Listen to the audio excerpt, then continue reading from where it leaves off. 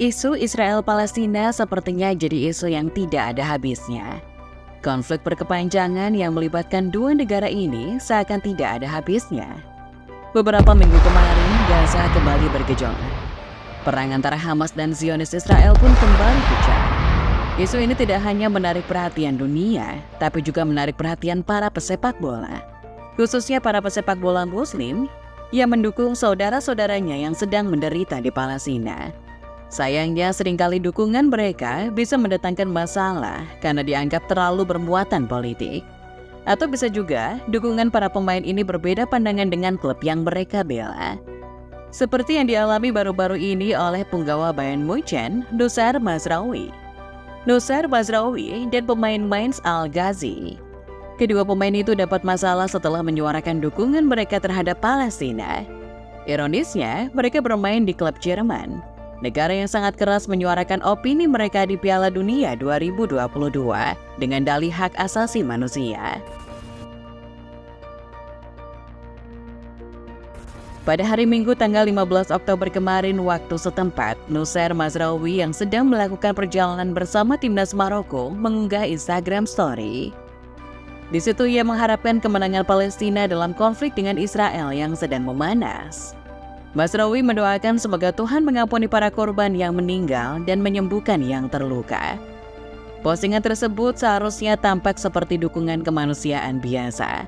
Namun pada hari Senin, Bayern Munchen langsung mengatakan manajemen mereka berencana untuk melakukan pertemuan dengan sang pemain tentang postingan tersebut. Dikutip dari media Jerman DW, pernyataan Bayern Munchen tersebut berbunyi, Bayern segera menghubungi Noussair Mazraoui setelah postingan Instagramnya pada hari Minggu. Setelah dia kembali dari tugas di tim nasional, pertemuan pribadi terperinci dengan manajemen klub di Munich akan direncanakan. Mendengar kabar tersebut, Mazraoui pun tidak terima. Ia mempertanyakan mengapa dirinya harus menjelaskan sesuatu yang ia perjuangkan.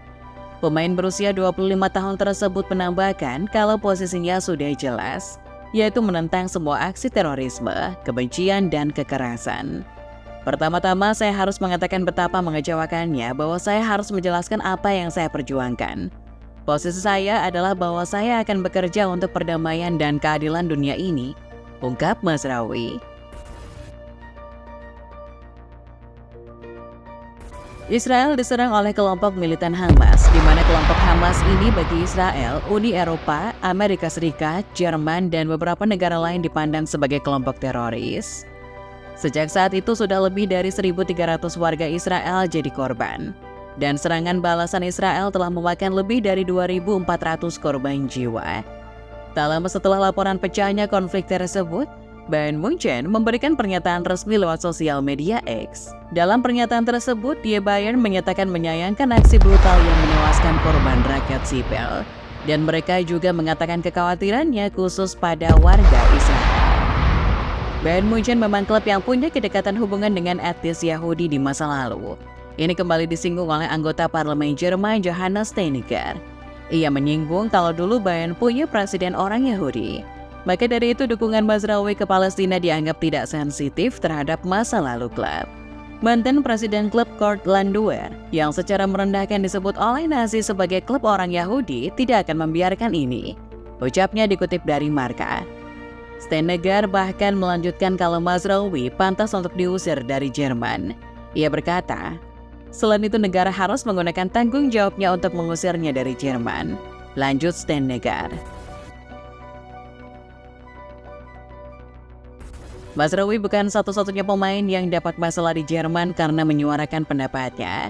Anwar El Ghazi yang bermain untuk FSV Mainz juga kena masalah setelah ucapkan dukungan kepada Palestina lewat sosial medianya. El Ghazi mengunggah dukungannya pada Palestina di hari Minggu lewat Instagram Story miliknya. Dalam postingan tersebut, El Ghazi mendukung kemerdekaan Palestina sekaligus menyindir Israel. Dalam postingannya itu, El Ghazi mengungkapkan, ini bukan perang. Ketika salah satu pihak mematikan air, makanan, dan listrik ke pihak lainnya, maka itu bukan perang. Ketika salah satu pihak punya sejuta nuklir, itu bukan perang. Meskipun postingan tersebut telah dihapus, tapi tak lama kemudian Mainz mengeluarkan pernyataan kalau mereka akan menindaklanjuti postingan itu. Klub berdalih kalau mereka berusaha menjauhkan diri dari konflik politik. Dan karenanya, El Ghazi pun dibekukan tidak bisa mengikuti latihan dan tugas-tugas yang berhubungan dengan pertandingan. Dikutip dari akun Twitter klub, Mainz mempermasalahkan El Ghazi yang mengambil posisi dalam konflik tersebut.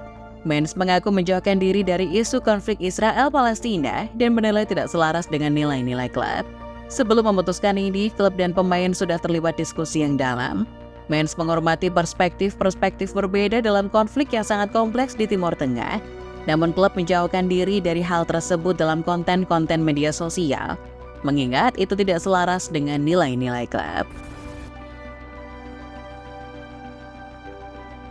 Bagaimana tim-tim di Jerman itu melarang pemainnya untuk menyuarakan pendapatnya itu sedikit lucu, mengingat bagaimana timnas Jerman begitu frontal menyuarakan pendapat mereka sendiri saat Piala Dunia 2022 kemarin. Sejak penunjukan Piala Dunia 2022 di Qatar, Jerman jadi salah satu negara yang menolak. Sebab Qatar dinilai sebagai negara yang tidak memenuhi hak-hak LGBT. Juga dinilai telah melanggar hak asasi manusia. Protes juga semakin kencang setelah FIFA melarang tim menggunakan ban kapten One Love. Sampai saat di turnamen, Jerman juga masih terus menyuarakan kepentingannya. Kita tentu masih ingat bagaimana para pemain Jerman berpose menutup mulut di pertandingan pembuka melawan Jepang. Di Piala Dunia 2022 itu, Jerman sangat mengutamakan kebebasan berpendapat. Tapi ketika ada pemain yang mengungkapkan pendapatnya dalam mendukung Palestina, itu langsung jadi masalah. Jerman memang punya hubungan panjang dan rumit dengan isu antisemitisme atau anti-Yahudi. Mereka punya sejarah tersendiri yang tidak akan bisa dipahami oleh orang luar. Tapi mempermasalahkan beberapa pemain yang punya perbedaan pendapat, rasanya juga tidak tepat. Ini menggambarkan bagaimana hipokritnya Jerman terhadap isu kebebasan berpendapat. Pernyataan dukungan terhadap Palestina juga sebenarnya banyak disuarakan pemain lain di luar Jerman. Dan tidak hanya para pemain keturunan Muslim, salah satunya legenda Prancis dan Manchester United, Eric Cantona. Pesepak bola legendaris ini juga secara terang-terangan menyatakan dukungannya kepada Palestina. Lewat unggahan di Instagramnya, ia mengutip dari aktivis Najwa Zebian. Membela hak asasi Palestina tidak berarti Anda adalah pro-Hamas.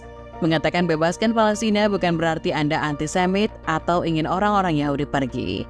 Bebaskan Palestina berarti kebebasan dari penjajahan Israel yang merampas hak asasi selama 75 tahun.